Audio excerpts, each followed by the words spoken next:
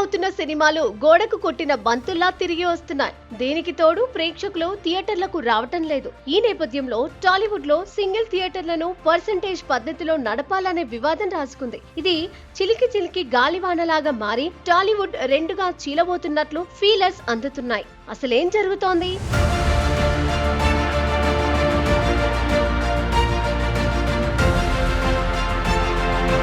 ప్రస్తుతం తెలుగు రాష్ట్రాలలో మల్టీప్లెక్స్ లో పర్సెంటేజ్ విధానం అమలులో ఉంది. సింగిల్ థియేటర్స్ మాత్రం రెంటల్ బేస్ మీద నడుస్తున్నాయి. అందులో అధిక భాగం థియేటర్లు డి సురేష్ బాబు, ఏషియన్ సునీల్, దిల్ రాజు శిరీష్ చేతుల్లో ఉన్నాయి. ప్రస్తుతం ఉన్న రెంటల్ సిస్టమ్ వల్ల కలెక్షన్స్ లేక చాలా వరకు సింగిల్ థియేటర్స్ షోస్ ని క్యాన్సిల్ చేయటమో లేక థియేటర్లు మూతవేయటమో చేస్తున్నారు. ఈ గడ్డు పరిస్థితి నుంచి బయటపడాలంటే సినిమాలను పర్సెంటేజ్ పద్ధతిలో ఆడాలన్నది సింగిల్ థియేటర్ యజమానుల డిమాండ్.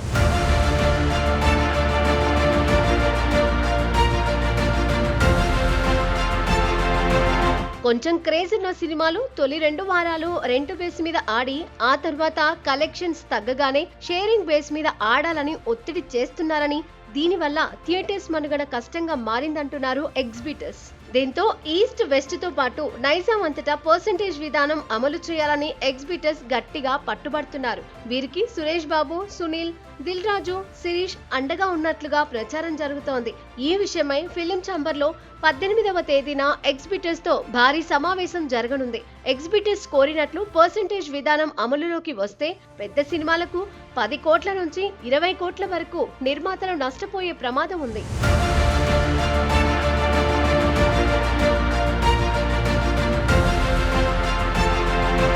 స్టార్స్ కి, టాప్ డైరెక్టర్స్ కు కోట్లకు కోట్లు పారితోషికాలు పెంచుకుంటూ పోతున్న నిర్మాతలు థియేటర్ల మనుగడ చూడటం లేదన్నది ఎగ్జిబిటర్స్ వాదన.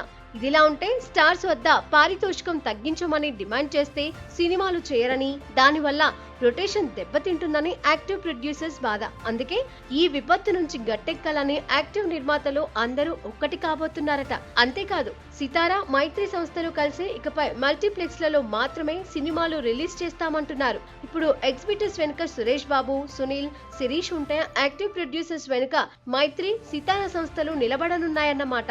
అంటే తెలుగు చిత్ర పరిశ్రమ 2 వర్గాలుగా చీలినట్లు భావించాలి. మరి 18వ తేదీన జరిగే సమావేశం ఎలాంటి మలుపులు తిరుగుతుంది, ఏ వర్గానిది పై చేయి అవుతుందో చూడాలి.